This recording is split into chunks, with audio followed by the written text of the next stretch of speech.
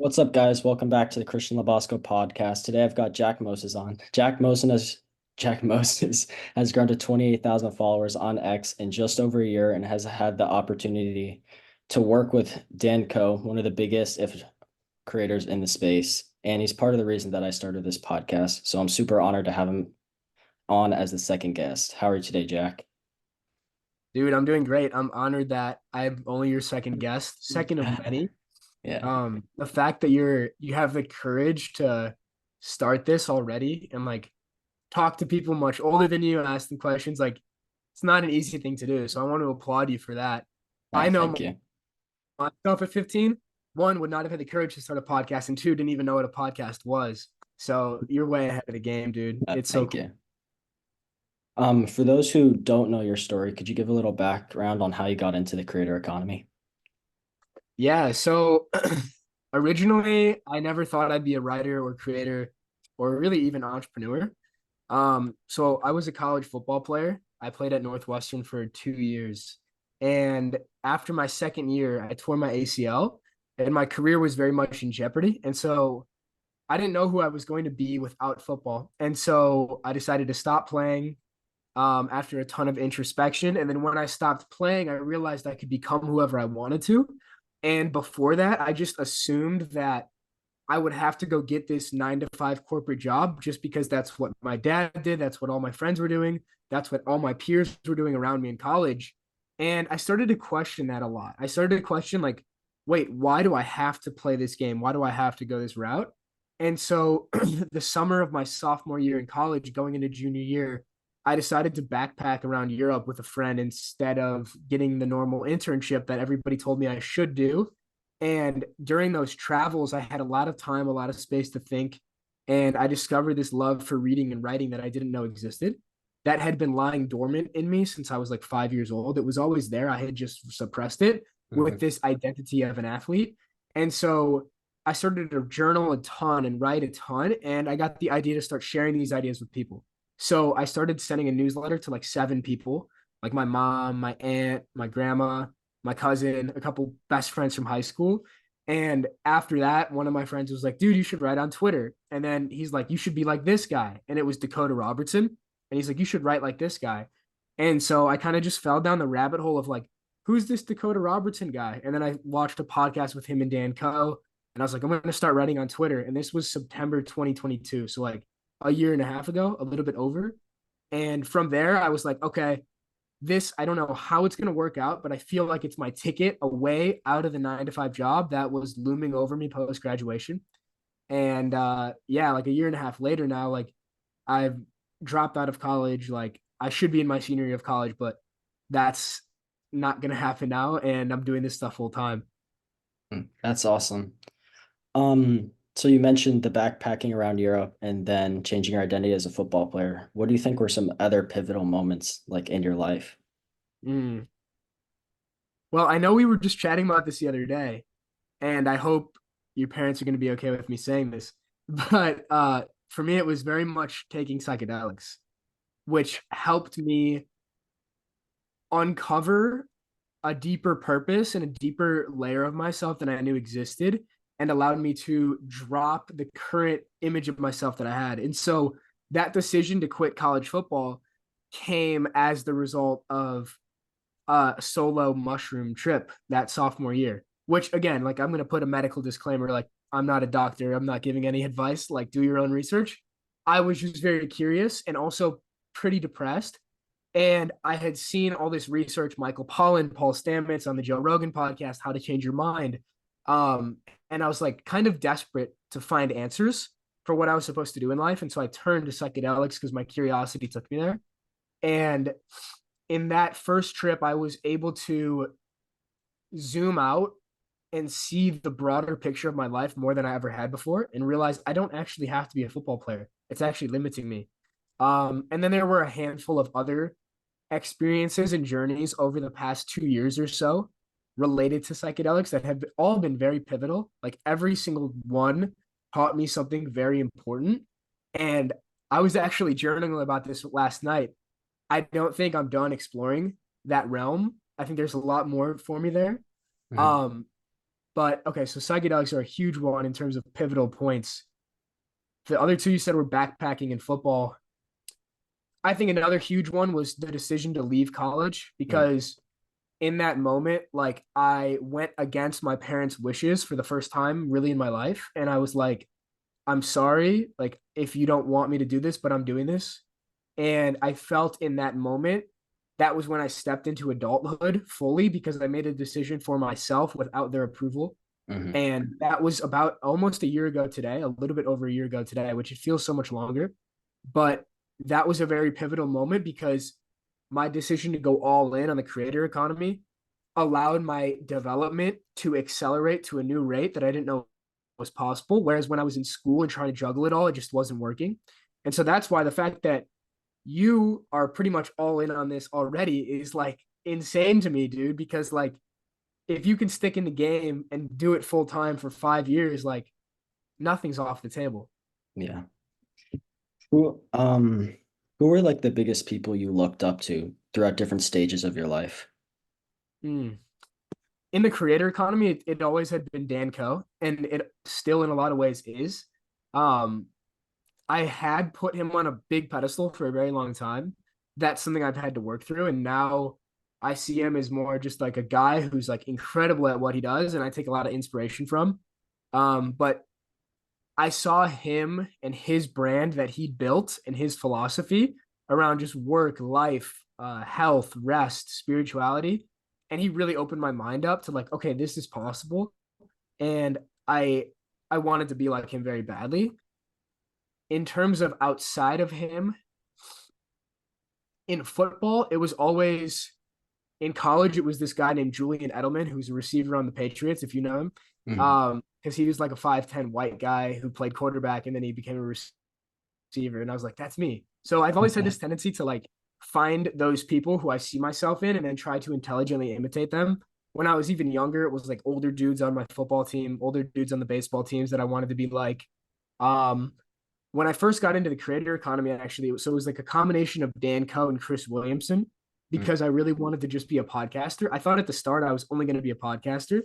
And that's where like the blue background kind of comes in. If you see Chris Williamson's blue background, it's like the same. Um, so those were some of the main guys. What were some books that completely changed your viewpoint on life? It's funny because right in front of my computer, I have like three huge stacks of books. I'm looking if like any of these ones would make the list. Probably not actually. It's a good question. So a few of the first ones that come to mind are The Code of the Extraordinary Mind by Vishen Lakhiani. I read that book when I was in a deep depression in college after I tore my ACL. And that was kind of the first book, the first spark, the first hint from God, even though I didn't know it at the time, of like, you have the power to create reality. And that book showed me that, which started to set a bunch of second order effects into place. A couple other books were like 12 Rules for Life by Jordan Peterson, just like helped me get back on the straight and narrow path, as he would Mhm. call it, towards like self improvement in my highest self. Meditations by Marcus Aurelius was like very impactful. And I know he's one of your tribal mentors too, which is so cool. But like leading from wisdom and leading from the heart and leading from courage and strength, like that message has always really touched me, which a lot of people that I talk to don't really resonate with meditations. But for me, it just hits me on such a deep level. The Pathless Path by Paul Millard, who lives in Austin here, and I haven't met, and I got to meet him. That book was like a huge reason for me to leave college. Green Lights by Matthew McConaughey was awesome. Just like hearing his life story about how he carved his own path and he went his own way was really inspiring for me too at the start. And then as of recent, Maps of Consciousness by David Hawkins, really good. Like really helps me reframe the way I saw myself and the world and everybody in the world. Letting Go by David Hawkins, really good. Um, so many books, dude. Like books have completely changed my life. And I didn't really get into reading seriously until I was probably 20. And so like I wish I would have got into it sooner because books will completely change your life. But how about you? Which books would you say at this point have changed the way you see the world? Mm. Recently it was definitely Think and Grow Rich because it just kind of like hammered home the foundational principles and really how powerful they are. Like just that like they just work over and over and over again. What he outlines in that book, The Power of Now from Eckhart Tolle, Hmm. because it's just timeless principles. And if you work on applying them, then you will see results and you'll just be more connected to yourself. What Um, were some of those main principles from Think and Grow Rich? Because I've never read the book. desire, burning desire. One that I actually wasn't expecting in the book was sexual transmutation. Mm. Hmm. Um, I don't remember if it's leadership, but it's like a form of leadership, persistence. Um, I think it's organization or planning. I don't know the exact word, but like, because he uses a more complex word than yeah, but that was some of them that I remember the most. After like studying these books and doing intelligent imitation with these mentors and introspection, what do you think is your life purpose? Like we were Mm. put here. Such a good question, dude, because it's something that I've been thinking about deeply over the past few weeks. And my newsletter, which I'm writing, which might not get out this week just because I've been in this weird transition period, which we could talk about too. But um, the newsletter has been about my purpose. Like, I think I've really found and solidified it. And the mechanism through which the purpose will be manifested seems to change, but the overarching principles are like opening the minds of people and helping individuals realize their potential that's lying within them and helping Mhm. them unlock, which I Yeah, know is very similar to yours as well, which is so yeah. cool. And so right now, how that purpose looks to be manifesting is I have the desire to build a holistic personal development school around consciousness, online business, spirituality, etc., in the creator economy. Now, I've actually been stressing myself out recently about not knowing the exact steps to getting there, but I did a lot of introspecting and journaling on it last night, and I realized, okay, what advice would you give to somebody else in your situation right now? That always helps me like get out of a rut or like get the next Hmm. clarity. And the answer I came to is like when you're trying to carve your own path, two main things are important. One, know exactly the big vision of what you want to do, but be okay with not knowing the details of how it's going to unfold. Hmm. That's one really important thing that helps me. And then two is like be okay with not being able to see step five when you're on step one. All you have to do is take step two. And so I came Hmm. back to it. It's like, okay, what's the next step I need to do? The next step I need to do is continue to fulfill this current cohort to the best of my ability. And two is to launch a digital product in June. I was projecting way too far into the future. I was projecting out to like January next year of like, okay, how am I going to do this next January launch? And it's like, dude, it's April. Like Hmm. you need to just be here where your feet are Yeah, now. power of now. Exactly, the power of now. But having that overarching purpose of like opening people's minds, helping them realize their potential and actualize their potential, that seems to be the purpose that I've stumbled upon a few times now through psychedelics, through deep meditation, through retreats, through journaling, etc. Yeah, it sounds like you need a reference point far in the future and then actionable steps to take now that you think will take you there. It reminds me of a tweet you recently did is if you can see like the next 10 steps on your path, then like you aren't on your own path or something like that. Yeah, it actually came out of me, it came through me, I would almost say, at Danny Miranda's retreat. So there was another kid there around my age. I think he's 21, and he's like really at this crossroads in life where he doesn't know what to do. And he's like debating moving to Austin. He just quit his job. He doesn't know anybody in Austin. He doesn't know how he's going to make money and all this stuff. And what I said is like, dude, when you start to carve your own path, you're not supposed to be able to see every step in front of you. If you could see 10 steps in front of you, you're on somebody else's path. All you need to do is take one step and trust that the rest of them will unveil themselves to you. And I feel like I might have heard that from somebody. I can't remember who I might have heard that one from. But it's funny because you resonated with it, and then everybody there like really resonated with that too. And it's like a reminder to myself too of like, okay, you don't have to stress about step 8 right now. Just be right here and be in this moment, do this podcast fully. And then whatever you have to do after that, just do it fully in each moment. And then the future will take care of itself. Mhm.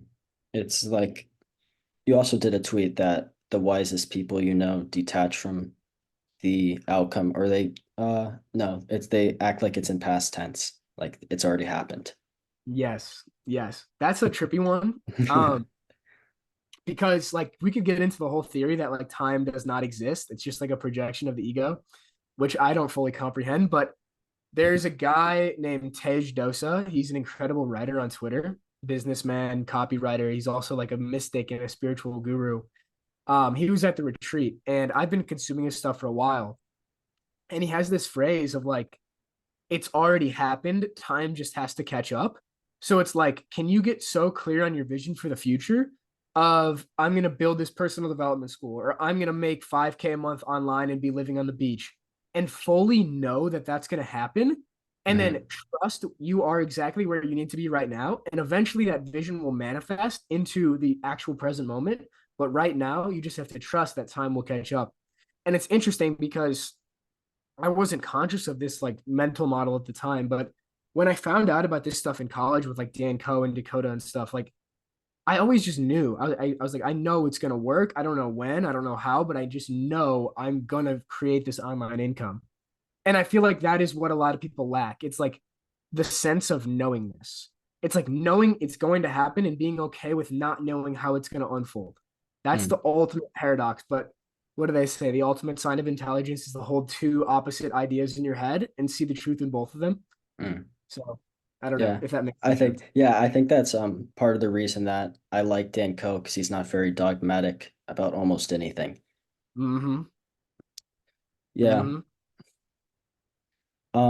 Kind of jumping off talking about Austin, you tweeted about if you want to grow in business and spirit your spiritual growth and personally at an unprecedented rate, move to Austin, Texas. What about Austin makes you say this? Dude, people are just tapped in to a higher purpose and a higher power here. I just had an Uber ride over here actually, and I just met a girl, the Uber driver, who just started her first podcast last week talking about how people come to God in Austin. And it's like these conversations are just happening in my Uber ride. And the synchronicities that happen here are just incredible because so many people are tapped in to God or consciousness. Mhm. Now, whatever that looks like for them might be independent, but the the people here, there are those people that just want like business or external success. But there's this interesting balance of like, let's strive for business success and external success, but let's do it fully being present in the moment and like tapping into a higher power. Mhm. It's funny because if I came here a year ago, I might have not been drawn to those crowds, Mm. right? It's like you see and you interact with the people that are a reflection of your current level.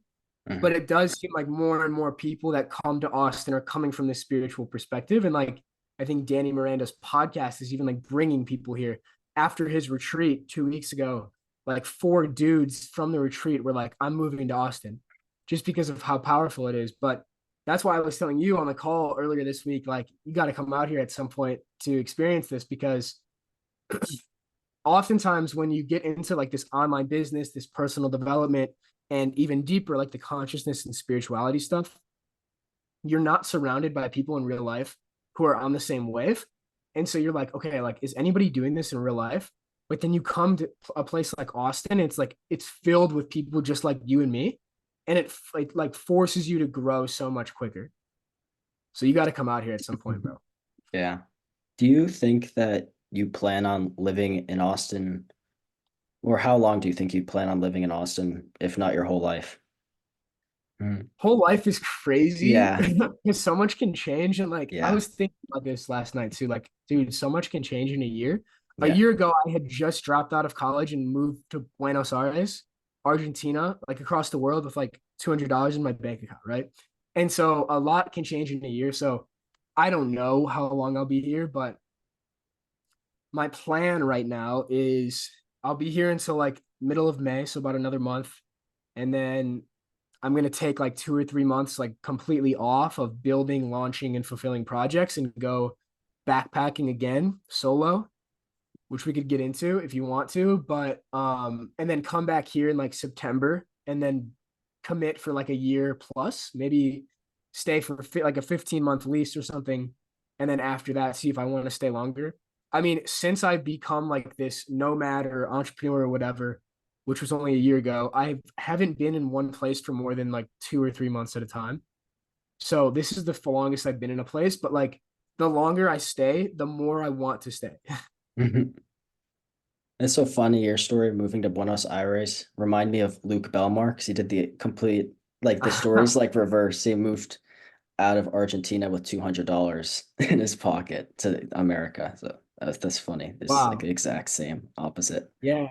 That dude is he's a really sharp guy. I've Yeah. seen some podcasts. That's wild. He did the exact opposite thing. And we're kind of on exact opposite paths, I would say. Yeah. Like relating to the massive vision, what would you say to people who are worried that they're going to pick the wrong vision? Mm, mm. That's such a good question. I think that you have to choose a vision with to the best of your current level of awareness, and then be okay with letting it evolve and change as you go. Mm, So a personal example is like when I started out on this stuff in college, building the personal development school around consciousness for the creator economy was not even possibly in my awareness. I yeah. had no idea I barely knew what the creator economy was. Um, I didn't know how to make any money. I had like 700 followers from football, and I didn't even know what consciousness or spirituality were at the time. Mhm. And so now that that's my vision, it has evolved to that point. But my current vision at the start was like, how can I find a way to make money online so I don't have to work a job? Yeah. And that was my vision at the time because it was the most immediate problem in Yeah. my life. And the Maslow's biggest thing I could, hierarchy. Yeah. yeah, exactly. Right. And then once you accomplish that, then the next layer opens up. Like I accomplished that. I moved to Buenos Aires, but I felt like without purpose and like without something to move towards. Mhm. And so then I started thinking, okay, I accomplished this life myself. How can I help other people do it? And Yeah. so then it was like very much helping other people achieve this external freedom. But then I was like, I feel kind of like purposeless again. Like I've gotten the external freedom myself. I've helped other people achieve external freedom or I'm helping them, Mhm. but I still feel kind of purposeless. Now I'm going to the internal game, consciousness, spirituality, my own stuff, trying to work on myself.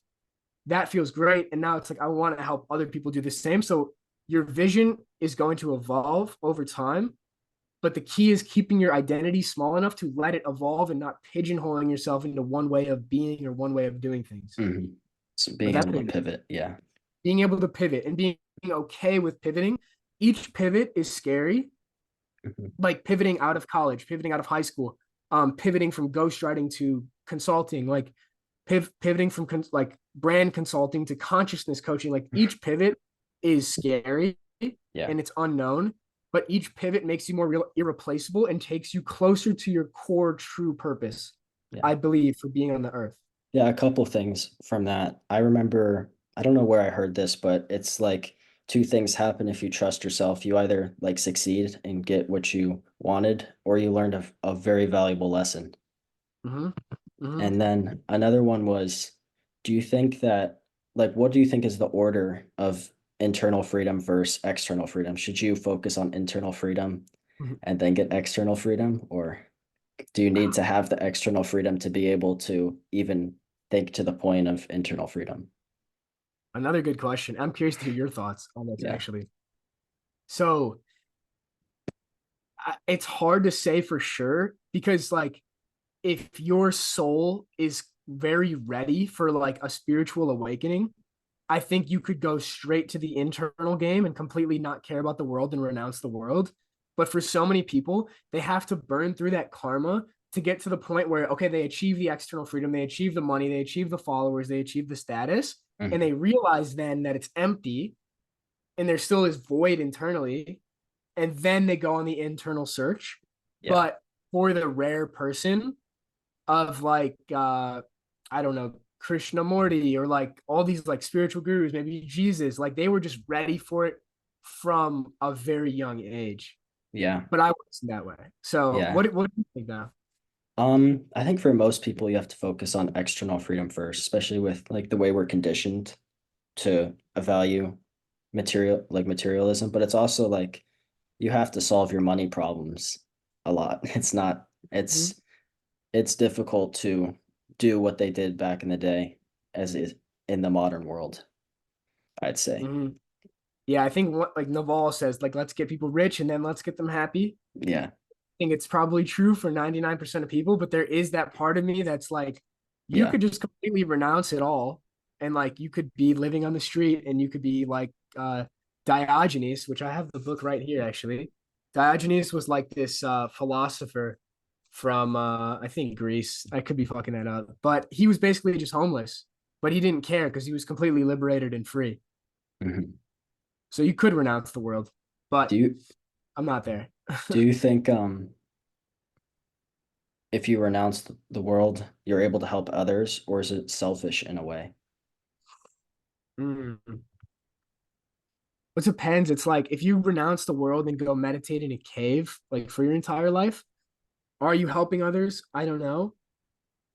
But like if you look at some of the most impactful people in Yeah. history, their Mhm. entire life's purpose was helping others, right? The Buddha, Gandhi, Jesus, these writers, like their entire life's purpose became to help the world. Mhm. But at the same time, like what maybe was their selfish implications there? I don't know. I don't know. Yeah. Only they know. Well, you're naming all these figures. Who do you think has had the biggest impact on your spiritual journey? Or number of people, Mm, so it's not so specific to one.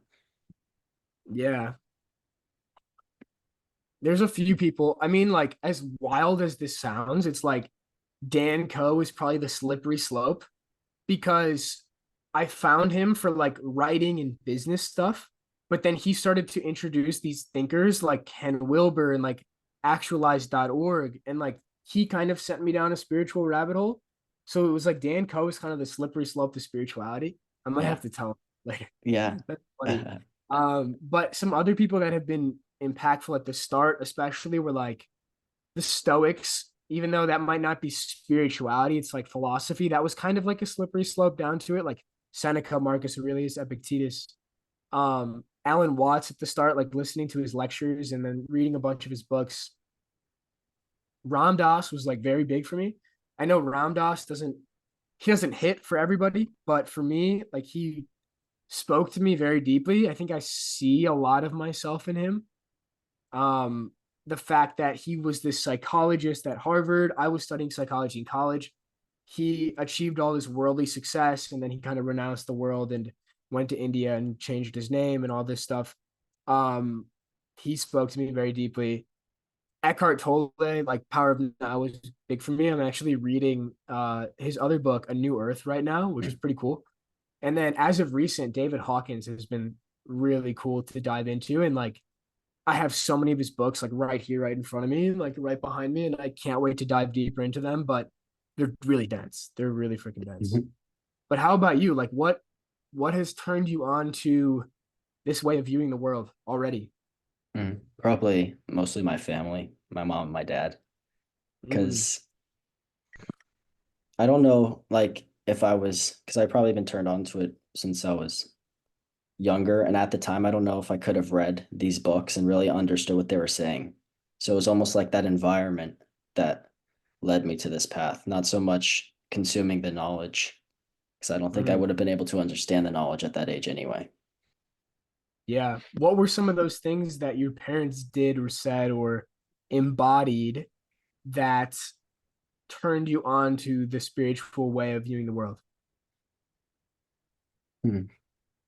I think like trusting themselves in a way, because like like with the one that always comes up for me is seed oils. Like 20 years ago, when everyone when that was not really a thing, and like despite I don't know how what percent of the population was doing what they were doing and the way they were eating and following Ray Peat. I don't know if you've heard of him. You might have. Yeah.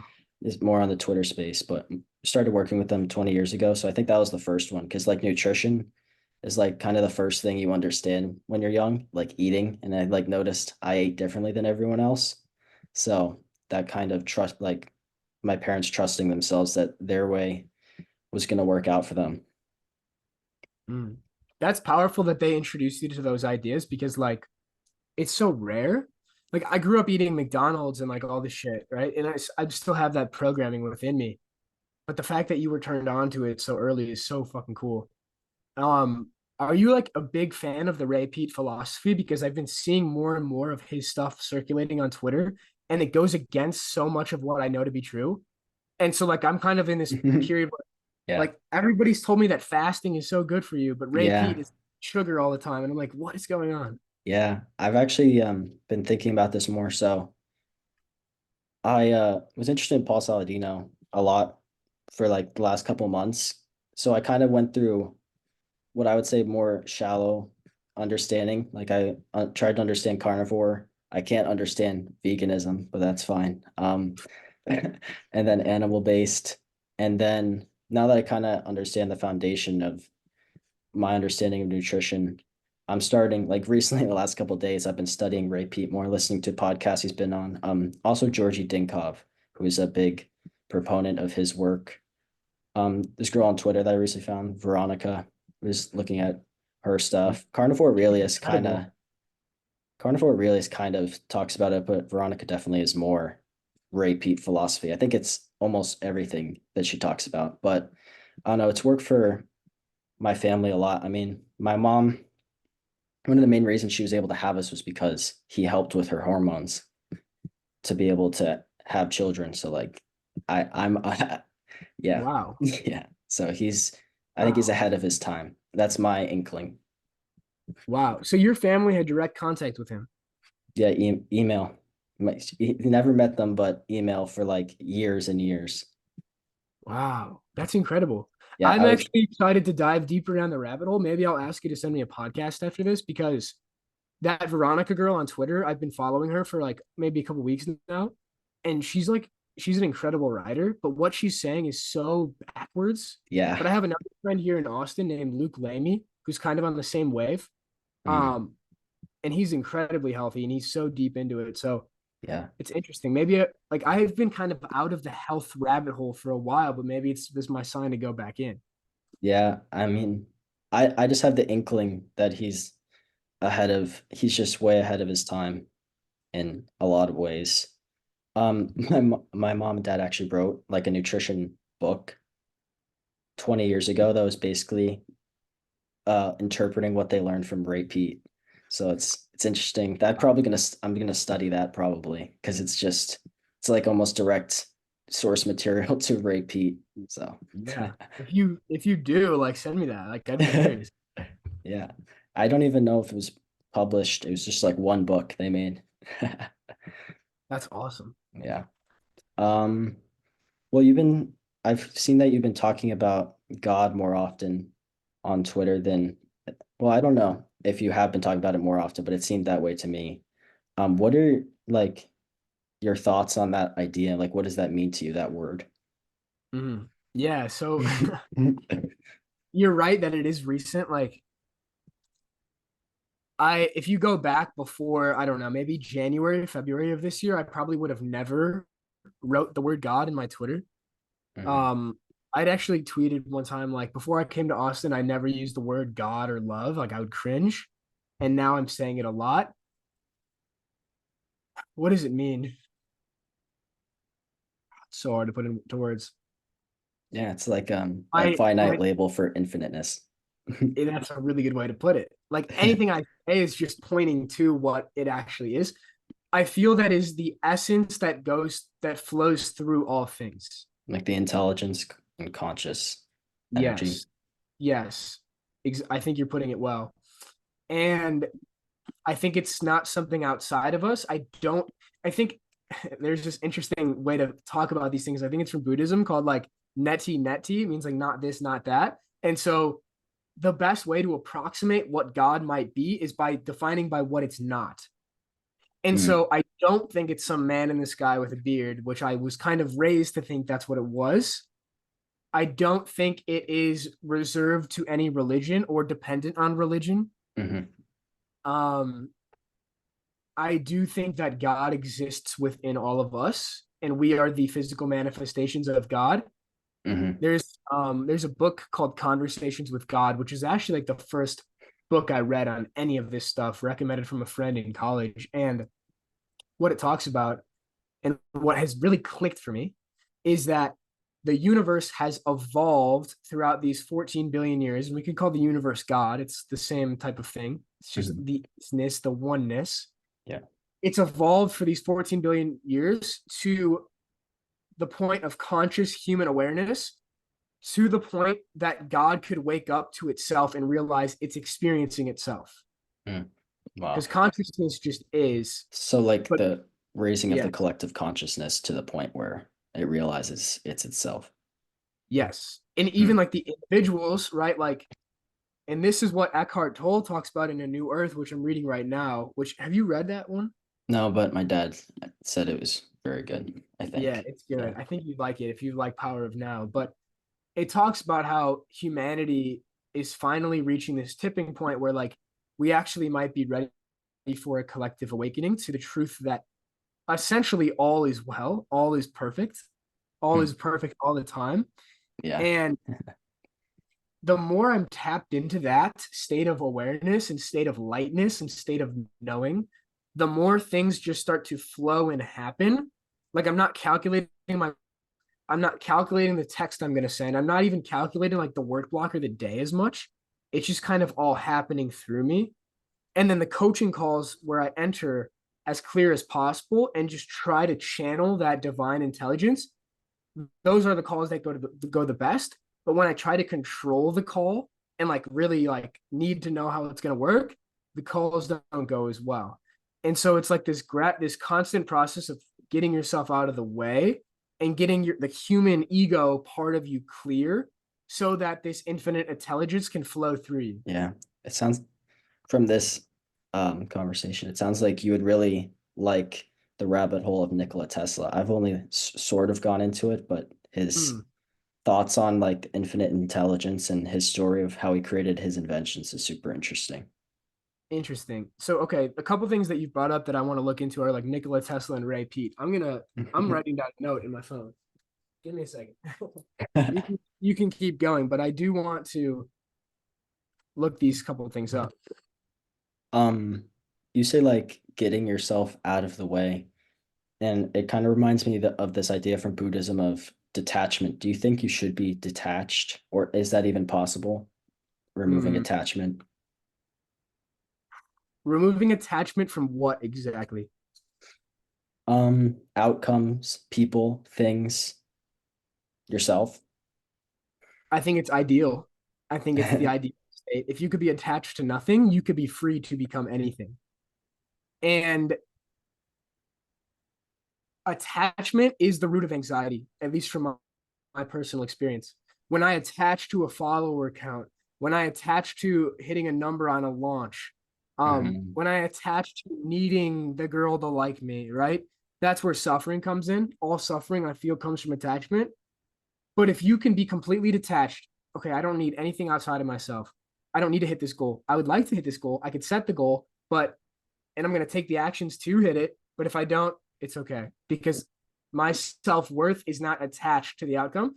That's something I've been exploring more recently. Is like when we externally project our self worth or self love onto an outcome or a goal, that's a risky game because if it goes well, okay, now we feel a lot of self love and validation. If it doesn't go well, now we feel lower. But like if Yeah. you already were full internally, you wouldn't be as attached to achieving anything outside of yourself. And the paradox is that oftentimes I think more can be achieved when you come from the detached state of not needing anything to happen. Because then when you need something to happen, when you're attached to it, you're subconsciously putting it on a pedestal and then you subconsciously end up chasing it.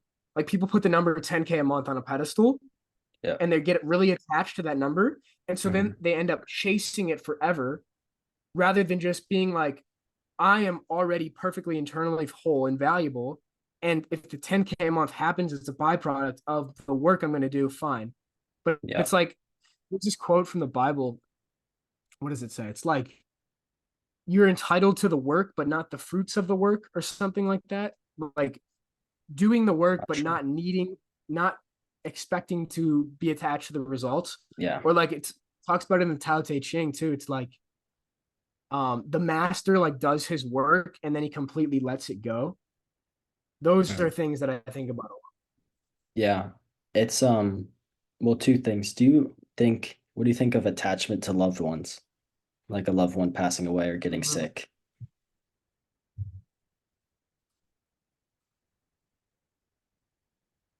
See, that's a really tough one Mhm. because like we love our loved ones and like we really care and we'll grieve when they're gone and we should grieve. Yeah. That's our human nature. But again, it's like if you attach your self-worth to another human being and that human being goes away for any reason, that suffering is unnecessary because you've outsourced your self-worth. It's really tough because like that is super taboo. Like Yeah. not being attached to your family, not being attached to your parents, not being attached to your Hmm. kids. But the crazy thing about this attachment idea is like when you're attached to somebody, you're subconsciously needing something from them. You're like trying to get something out of So them. You want them to be a certain way. But if so you could just be non-attached and yeah, just be completely unconditional love with who they exactly. are That's what I was gonna being, say. Yeah. right? Like it's conditional versus unconditional love. Hmm. Conditional love seems more like attachment to me. It's like you have to be this way for me to love you. But Hmm. unconditional love is like I'm detached from you. Like I don't need you to do anything or be anything for me, but I unconditionally love you. That's the Yeah. idea. Yeah. That's it. Very interesting perspective. Do you Have you had that perspective or do you agree with that perspective? I mean, it makes sense, but do you think that attachment is sometimes or many times needed in order to, like, if you're not attached to anything, what is the driver to keep you doing anything?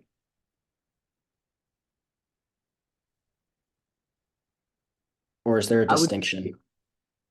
I would say it's love is one of them. Unconditional love would keep you doing things in the world. Purpose, And then ex- expressing your fullest humanity. like So like purpose, yeah.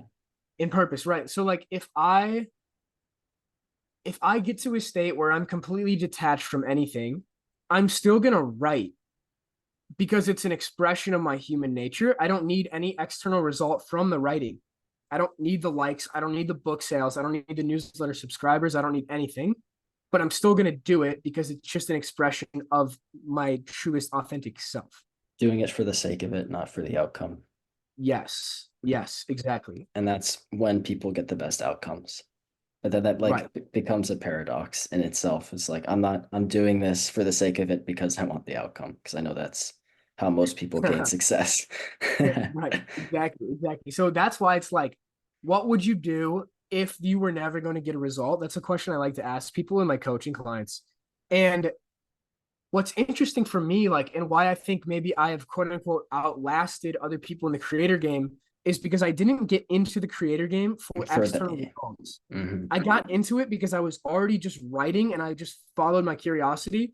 And my curiosity was like, you should write a newsletter, knowing nothing about why newsletters important, marketing, email marketing, sales, funnels, none of that. The It higher was just like, I just intelligence. want to write and share ideas just because. Yeah. It's to me it sounds like when you went on the backpacking trip, you kind of for a period let go of that programming and then were able to channel that higher consciousness to take the Exactly. next step. And I didn't know it at the time. I didn't Yeah. know what it was. But it was because I dropped my identity and became nobody, I was able to reconnect to my truest authentic nature. And then I remember telling my mom at the start when I was sending this newsletter, I sent like a month's worth of newsletters in a row. And I was like, I don't know why I'm doing this. I have no idea why I'm doing this, but I feel like I just want to keep doing it. And she's like, keep doing it then. I don't know. And then up changing your life, but I didn't know it at the time. But I think it's because I gave myself the space and the ability to drop any label or idea of who I should be, that I was able to find out who I really was. Yeah. Kind of jumping from this, why do you think so many people are lost in life, like have a lack of direction or not sure what they should be doing with their life? I think it's because they've never taken the time to think about it for themselves, Yeah. and they've never actually thought about it for their own desires without worrying about what anybody else thought of them. So Yeah. it's like the average person, why are they making these life decisions of I'm going to go to college, I'm going to get this set job? Mhm. It's because They're not it's even making them. they're not making them Yeah. consciously. Yeah. They're not actually making the decision consciously. They're just unconsciously doing it because it's what they expect society to say this is good, or their Yeah. parents to say this is good, or their peers to say, wow, that's really prestigious. But it's like, what would you do in the absence of anybody else's opinion? That's a real Mhm. question. People, it's like, what would you do if nobody else would ever know you were going to do anything in your life? Do you think And you you need to get to some sort of state of being to mm, be able to access that like intelligence where you can trust yourself? mm.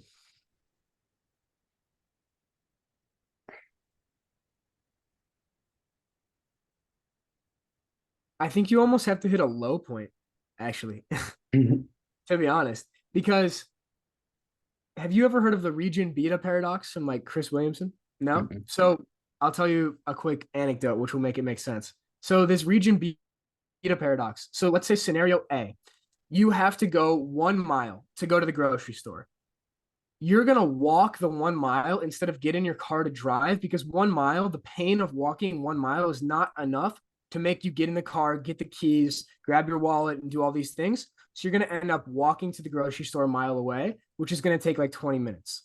Mhm. If the grocery store was 2 miles away, the pain is greater of walking the 2 miles. So you're going to take the extra 2 minutes to grab your keys, get the wallet, start the car, like go in the garage, all those things. And so you'll Mhm. actually go 2 miles in like 5 minutes. So you go 2 miles quicker than you go 1 mile because the pain was greater. And so what happens in life is a lot of people get trapped in this region beta paradox where they're just kind of uncomfortable, but it's not an uncomfortable enough situation to really make a change.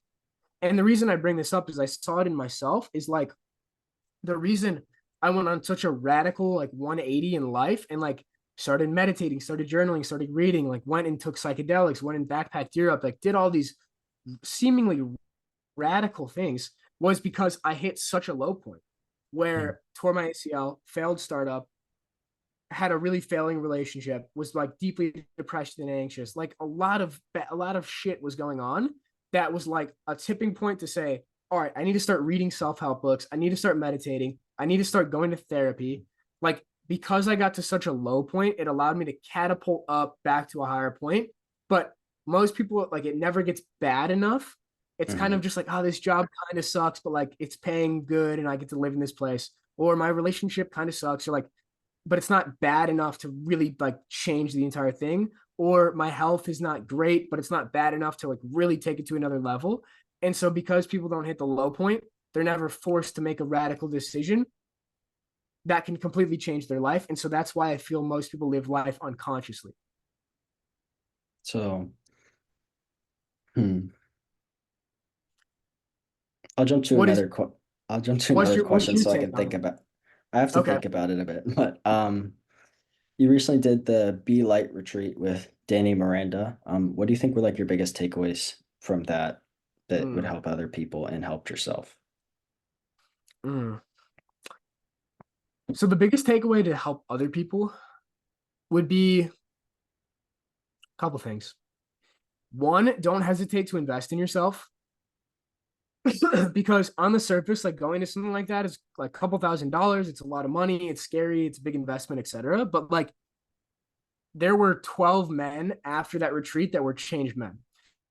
And it's like that idea of if you shift the plane trajectory by 1 degree at the start, if you're starting in like Washington, D.C., if you shift it by 1 degree, you'll be from LA to San Diego or something like that. Like it's that analogy where Hmm. if you just make a small tweak, it'll change the trajectory of your life. And I've seen this happen so many times. So one, don't be hesitant to invest in yourself and like sign up for the fucking retreat, sign up for coaching, book the one-way plane ticket. Like just you gotta try shit and make shit happen. Two is even if you don't want to pay for something like that, find, especially for men, find another guy or a group of men who who can hold space for you with unconditional love and non-judgmental attitude so that you can express your deepest truths without being judged. That's something that a lot of men really struggle with because Yeah. we've been we've been raised in this society where like we make fun of each other as men, like we don't want to be soft, we don't want to cry, which like it has its merit and like I grew up in that culture too, but being able to completely open up to another group of men and them to not judge you and be like, dude, it's okay, like Yeah. there's nothing compared to Hmm. that. For me personally, a big takeaway was like the ability to stop putting people on pedestals and stop seeking validation and approval from men that were older, more successful, taller, more jacked, whatever than me, because I had my entire life subconsciously projected like a father image onto them, like having to live up to a standard. And so I'd always get very timid and scared and shy when I was around like older men. And so, and I would let my age limit me of like, I'm 22, these guys are way older. They, my opinion doesn't matter. But I felt like I was able to get beyond that Yeah. to the point of we're all just like men. We're all just humans figuring it out. Even me and you right now. Like I feel the same way. It's like there's no pedestals, there's no hierarchies. We're just like two humans having a dialogue. Hmm. It's like you want a reference point. It's good to have, like, Danco was a reference point to you of what Mm-hmm. you want to emulate, but the key is not to become attached and seek your worth from that reference point. It's simply like a reference point. Yes, yes. And not one reference point is better than another. It's just Yeah. a different point. Yeah. And you learn from a different point, but you don't have to like subconsciously put yourself down Yeah. by comparing yourself to anybody else. Yeah. Um, like jumping back to, I think I have my thought for the one with the low point and the paradox. Because I think about myself and I don't think that I've had Mm-hmm. like a low point in most people's terms, but I think a low point is determined by like your reference point for what's possible. So like I think my low point, like being in that academic program, was low for me because I knew that the high point was much higher than the low point. So I think about it and it seems like my low point, like being in like an academic program at 15 is like, yeah, okay, buddy. That's really low. So I think that's Yeah. interesting. I think you're spot on, man, because it's all relative. And it's like relative to the idea of who you think you could be. And you felt like in that moment, like I feel my potential is so much higher than this, and Yeah. I'm not in the position to do it. And so that forced you to take a radical change. Yeah, exactly. This one I think is a really good question for you. If you could have an afternoon to talk to any five people from history, who would it be? I like that one. Marcus Aurelius is like comes to mind. Um, Jesus Christ probably would be two. Yeah. I grew up like Christian and then I fell out of it, and now kind of coming back to like what was this guy really saying and embodying, and Mhm. pretty fascinating. Um, Michael Jordan might be in there.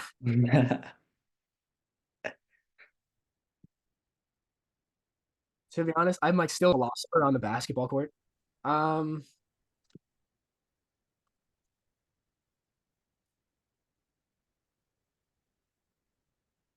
Maybe Alan Watts would be in there as Mhm. four, and then oh, it's so tough shrinking it down to five. Yeah. Would anybody alive right now? That's like another question.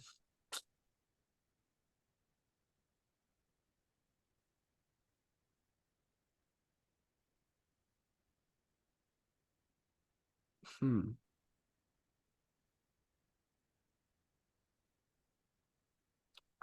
Maybe David Hawkins as the last one, even though he's not alive anymore, but his books have been really profound. That's a good one, dude. Five people. Yeah. Hmm. I got the idea because I saw an Alex Hormozy short like probably months ago where he answered this question and one of them was Jesus Christ. So that's interesting. Hormozy said that. Yeah. Really? Yeah. Wow. What a Yeah. fascinating guy. Who would Yeah. your five be? I'm not sure. I'm not sure at all. I don't think I think I have to explore more. I don't think I've Mhm. read enough history to really understand. Damn, that's such a wise answer. That's such a wise answer than the one I gave. Well, like pivoting to less spiritual things and like Twitter, did you try anything else before starting to post on Twitter? It doesn't sound like it from what you said, but like for Well, business. actually, yeah, I did. I did. I don't talk about it much, but there was a lot of things. So when I was like 15, I started like a drop shipping business without really knowing it. I would like buy fake NBA jerseys from China and then resell them on eBay and make like a $25 profit. And then it was like the NBA finals and the Warriors like just won their first championship. So I did Yeah. Steph Curry and I like made a ton of money like very quick. And the NBA basically like sent me an email to stop me. So that was my first inkling of entrepreneurship. But me and a few friends in like middle school, we'd like go to Goodwill and buy and resell clothes. So like I was always doing that stuff. In college, I tried to start a social media app with a few friends, which like Oh it's a pretty wow. long story, but sophomore year, like while I was playing football, we tried to launch a social media app to like help with in-person interaction and like promote parties and all this stuff. And it went really well for a while, but then it kind of imploded. Then after that, I um right before I started getting into writing, I tried to start like an NBA theme page on Instagram. I didn't know what I was doing, but I was always just trying stuff. But for a Yeah. while, like a lot of these things failed. But they each taught me something, and then the writing was kind of like the breakthrough. Yeah. I haven't heard you talk about that much either. Yeah. I haven't. That's so interesting. I remember that championship when Steph Curry won because that was probably one of my childhood people I looked up to when I because I used to live in California. So Did you play yeah, basketball? a little bit when I was young. I'm not sure why I latched on to Steph Curry. I think I liked I don't know. It's just I liked something about him even because he kind of I feel like he's unassuming, the underdog kind of story. Yes. And he's kind of like he's not this huge 6'8" dude like dunking on people. He's like he carved his own path and Exactly. Yeah. he innovated. Yeah. I That. love Steve Kerr. He's Yeah. awesome. Yeah. Also, kind of the because he's almost just like playing around. Like he's not he'll get because Yes. there'll be moments where he'll get super intense, but he's almost just like I think they called him something. I think it's like the baby face killer or something. I remember something like that. Yeah. But yeah, that was definitely one that I latched on to. I remember road trip across the country when I think that championship where the Cavaliers reverse swept them. hmm Yeah. hmm I was never a Yeah. big fan of LeBron though. Really, I was a Yeah. huge LeBron fan during those years, actually. Yeah. I was convinced that he was the GOAT. Now I think I've switched back to Jordan, but Yeah. during those years, I was a huge LeBron fan. But I Yeah. like what you say about Steph Curry. He's like very playful. He's like the Alan Watts of the NBA. Like it's all play.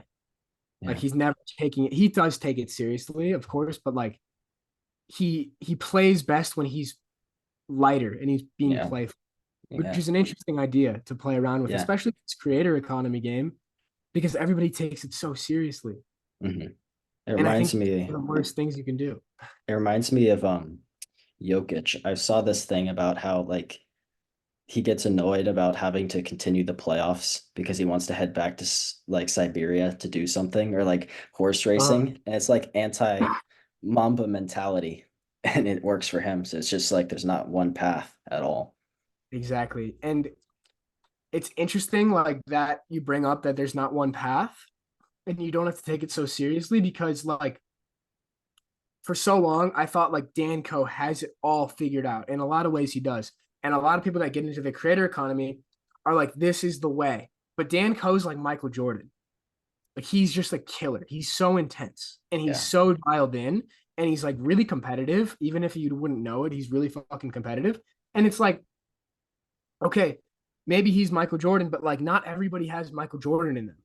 Hmm. Maybe some people are more like Steph Curry. Maybe some people are more like Jokic and they play Hmm. differently. And that's why like trying to find a way to express your authentic nature without needing to be the next Dan Coe is like where I think a lot of people could get stuck Yeah. and then create their own path. This kind of jumps off of that, but what do you think is the biggest thing that sets you apart from other creators on X or Twitter? Mm. I've never been asked that question, actually, surprisingly.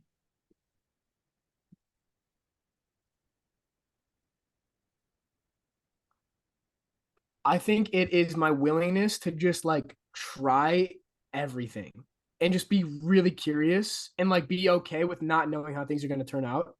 Like just starting a podcast or like doing spaces or starting a YouTube channel or like writing a bunch of threads or writing really long newsletters. Like, and now again, it's like I'm not scheduling tweets, I'm just ripping them. And it's like Experimentation. experimentation's a huge one for me. It's always been. And like the ability to pick up new things quick and then intelligently imitate little traits and things from certain people. It's like I like how Dan Coe's funnel works. I'm gonna do that. I kind of like how Danny Miranda is starting to tweet from the hip. I'm gonna do that. Um, I like Justin Scott's brand aesthetic. I'm gonna try to imitate that. So taking little things from everybody, but then like ultimately it's just I think what separates anybody is just them being themselves. And that is the best way to stand out. And it's so cliche, but it's so true because you can only imitate to a point. Like at some point, you have to be willing to share your raw thoughts. And like something else I'm leaning more into now is like experimentation outside of Twitter. It's like I'm going to experiment with mixing like EDM music. I'm going to experiment with going to a rave and like dancing and then writing about that experience and then somehow tying it into business. So Yeah. I think the willingness to just like try things like go backpack Europe, like have a bias for curiosity and experimentation, Yeah. which is Er, like I've never reflected on that until now. It reminds me of something Naval said, is that like the most successful people will like climb up the mountain and realize it wasn't the path they want to go on and then completely restart. And it's like, Yes, yes, so yes. like I being love that quote. being able to pivot seems to be one of your like experimenting and then pivoting a little bit, seeing what it's like and just yeah. It and also like tying back your external or things you do outside of Twitter to your business reminds me of this copywriting strategy I learned about when I did copywriting like last summer. It was like something called story lesson offer. And it was like you tell like something about the least boring thing you did yesterday, and then you somehow tie it into a lesson that leads people to buy your offer. Yeah, it makes so much sense. I've never actually known about that framework. That's a good one. Story lesson offer. But I Yeah. low key have like kind of doing that without knowing it. Of Mhm. like I went to Danny's retreat. This is what I learned. Here's the lessons that I learned, and here's okay. Now I'm you can sign Yeah. up for coaching or something like Yeah. that. That's cool. I like that. Um, what do you think is something people start doing too late on X? Mm. Something they start doing too late. Broadening to video and audio because you can write and grow all you want, which is great. But like to truly get your voice out there and stand out as a niche of one, I feel like a podcast like you're doing now, which is awesome, or like posting YouTube videos is really important.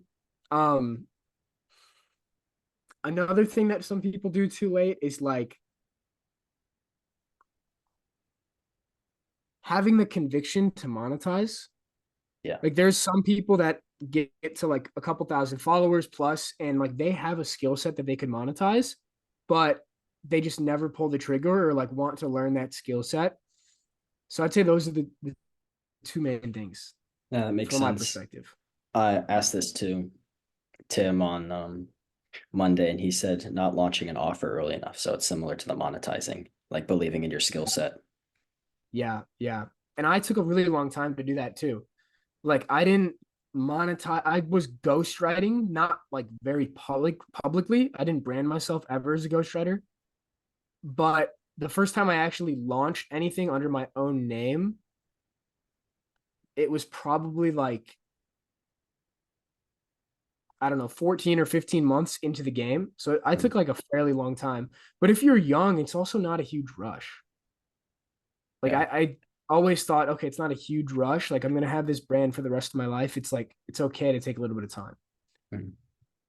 Um, what do you think is one of the biggest things that stops small creators from growing? Mm, Because there's also like two types of growth, I guess. More authentic than authentic yeah. growth, but Well, yeah. Okay. On the one hand, it's like not wanting to play the game.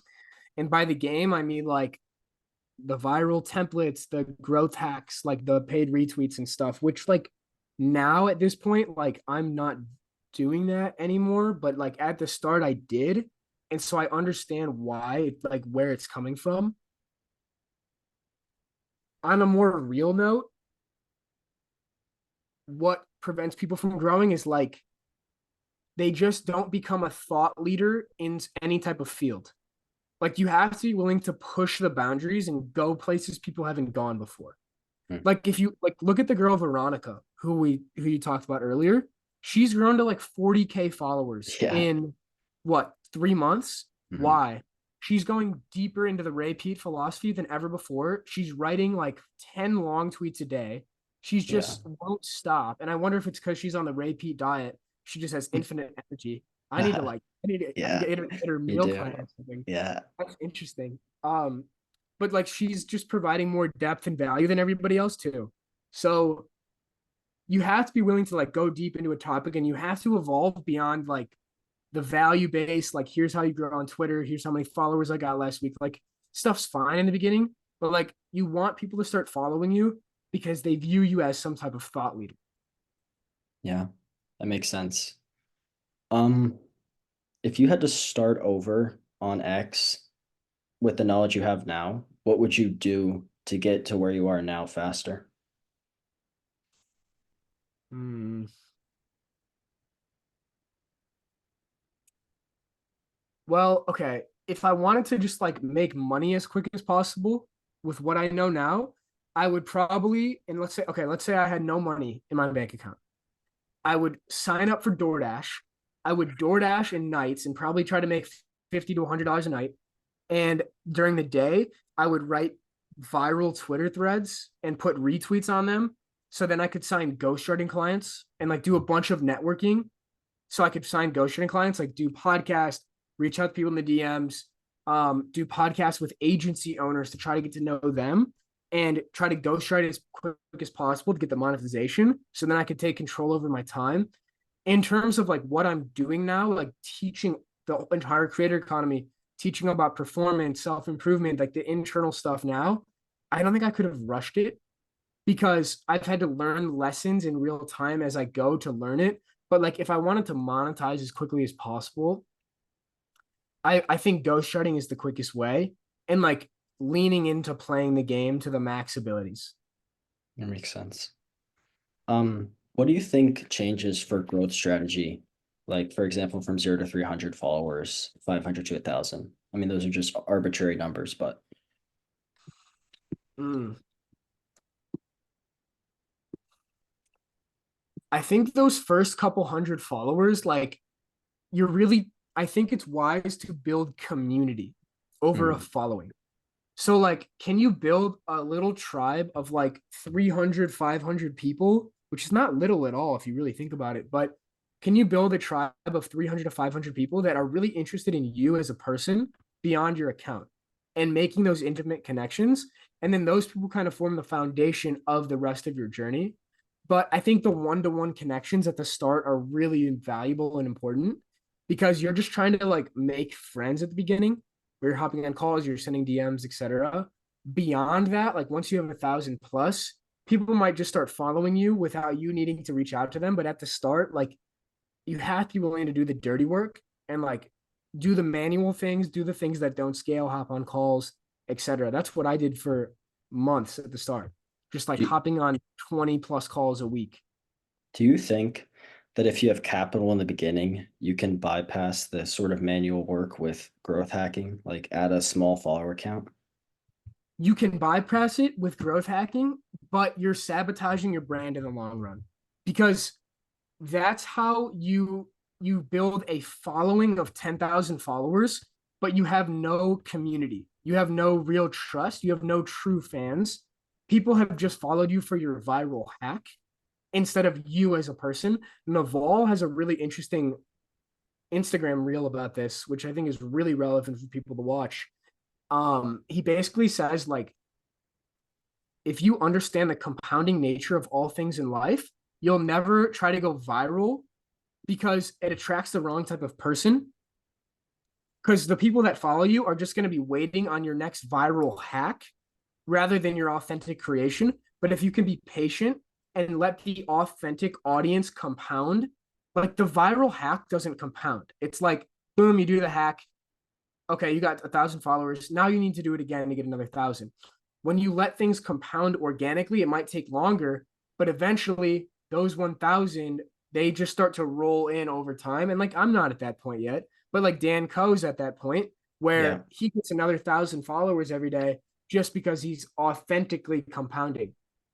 Mhm. Um, do you think there's like a way you can set up your profile or some like your brand and your depth to do the authority hacking content, and then when they visit your profile, the people that are interested in you will follow? Like if you have a pinned tweet that's like a transformational story or something like Yeah. that, and newsletter. Yeah, I mean, there's somebody coming to mind right now. I'm not going to say her name, but like I've seen that she's done this. Like a couple weeks ago, she had like maybe 100 or 200 followers, and now she's at like 8K. You might know who I'm talking about. I don't know, but people are still following her for her because like she brands her bio around her. Her profile picture is her. Her pinned tweet is like her transformation, like you said. Her entire bio is about her. She's done the growth type of threads, but like she's done it through her lens, which I think is Yeah. important, right? Mhm. It's like it's not like this is Andrew Huberman. Here are his 10 things. It's Yeah. like I found Andrew Huberman when I was depressed. Here's how he changed my life. And Mhm. if the more you can include of yourself in that thread and it goes viral, I think the better. Um, Yeah. but yeah, I think like yeah, I go thought it ahead. was interesting, like how you did the Naval one, but it wasn't as much as this is Naval Ravikant. It was I'm 22, and then that sort of more about you with the Right. hook. I don't, yeah, and that went even more viral than most of the regular growth hack. I did. And it's funny, after I posted that and after it went viral, I was like, I don't want to do these anymore. Like I felt that. Like I felt it intuitively, like I don't want to do this. Because like I could write one of those type of threads probably a few times a week and like grow to 100,000 followers, but like at what cost? Mm, Now, at some point, like it's so tricky because some people were like, I got so much value out of that thread, and they found me because of that thread, yeah. and then they went Mhm. deeper into my stuff. So it's like this interesting balance, but Yeah. it felt full transparency writing it that it was not 100% authentic. Mhm. Yeah. That's interesting. It's like it's like with my dad, like I want to do the growth hack thing just because I know that he has so much depth and I just want to get eyes on his thing. Like Right. that's yeah, Right. It's that's like I think up to a point it's valuable. Like Mhm, to get those first 1,000 just for the social proof, yeah. But mhm, like I've ghostwritten for accounts where we've got their account to like 10,000 followers, but like there was no organic audience built. And so there was no community. And like when you didn't put retweets or you didn't post a thread, the random tweets would get like 5 likes because there's no authentic compounding kicking in. So that's something to like think about as well, like as a ghostwriter. How can yeah, you build somebody organic audience while still growing them a lot? yeah. Do you think it's like two things, like you have to kind of go like include the authority hacking for growth, and then the more personal, like maybe doing a thread based on your newsletter and the newsletters through your lens. So like two, like one of those, the other, and then go to a certain threshold, like maybe you said 1,000 followers, and then using that 1,000 follower base, building the rest authentically. Yes. And like if you're gonna write those growth type of authority things, trying to do it through your lens. So it's like for your dad. Mhm. I emailed with Ray Pete for 3 straight years. Here's Yeah. like the 10 biggest things I learned that that have set me up for peak health. Right. Yeah, that's Then it's good. still about him. Yeah, that's true. And I think that my dad's the type of person where it would be like that more authentically anyway, because he doesn't really like the hacky sort of things. Right. Um, what are do you think some of people's common misconceptions about Twitter and slash like social media, like why people are usually used by social media instead of using it? they they think that like Twitter is just this toxic place of like negativity and cancel culture and politics and porn and all this crazy shit. Mhm. But the funny thing is, your Twitter timeline, your feed is a projection of your internal reality. And so if your entire feed is like fighting and arguments and politics, it's like, what's going on in here? Yeah, Like you have the power to control what you see. like your And a big thing information. for me in college was like creating my own echo chamber, which is like a module in the course, if you remember. Mhm. Um, Mhm. which I like unfollowed all the celebrities, all the politics, all the memes. I unfollowed it all, and I started only following like educators and teachers, and that changed me because it started to program myself to become that type of person. So Yeah, it's like when people say to me like Twitter is toxic, it's like no, Twitter is neutral. it's how you It's use it. Yeah. just an app. It's like how you use it, right? Yeah. You talking about your tribe of mentors in the Peak Performance Primer, I think is where I first heard it, is what I think inspired me to write that newsletter on information diet. Yeah. So That's dope. thank you. That's Yeah. super cool. But as we come to the end of the podcast, if you could only have like the audience have one takeaway after listening, what would it be? Mm.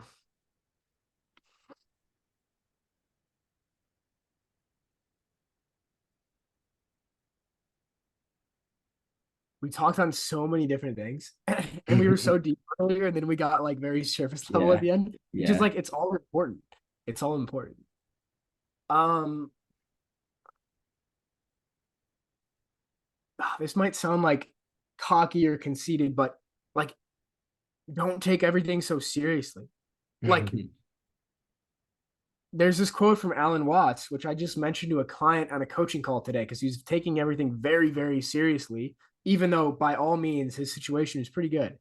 And I think it's from Alan Watts. It's like man suffers because he takes seriously what the gods made for fun. And it's like we create all this suffering in our lives because we get so serious and we need to control every outcome and we need the 10K month and we need the 10,000 followers and like we need the 10 out of 10 girlfriend. It's like all your suffering and my suffering is all caused by this internal battle we have in our minds of wishing reality were different. But what if right now you were exactly where you're supposed to be listening to this podcast? If you made it to the end, props Yeah. to you. If you made it to the end, props to you. You are on the path. Trust that. Trust you're where you need to be right now and take one step at a time. And don't attach too much anxiety to that step. Take it playfully.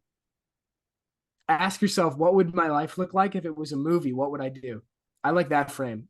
It's like, Yeah. would I stay here and like grind in my laptop for 4 hours every morning and like never do anything? Or like, would I go backpack Europe again? It's like, fuck it. Let's go on an adventure. So Mhm. that's kind of how I'm thinking about life recently. But I'm curious from you, what would your takeaway be from this podcast? Um, hmm. I think I like the talking about the spirituality. I know you've been interested in that, so I wanted to cover that first and go through my questions That's on that. fun. Yeah. But I think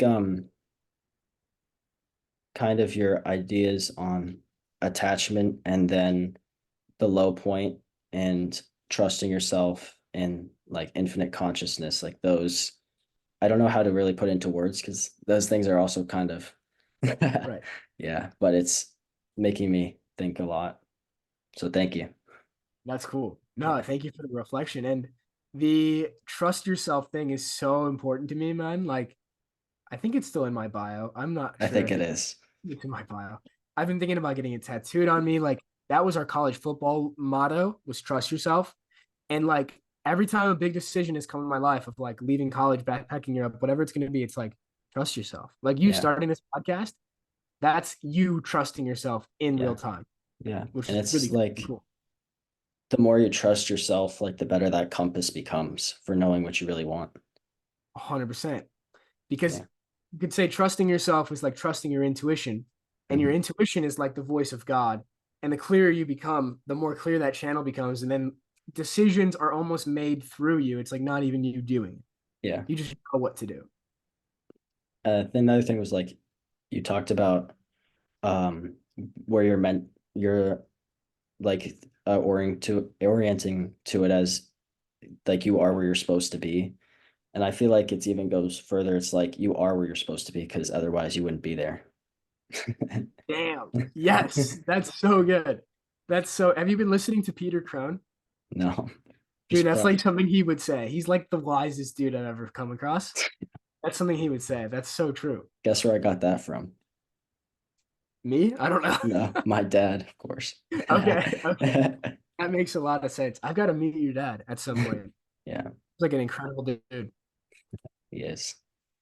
All right, well, I'll let you go to your yoga Dude, this is class. awesome. Yeah, thank you, man. This was a lot of fun. Keep doing this. Like you're really good at it. Thank you. Hell yeah.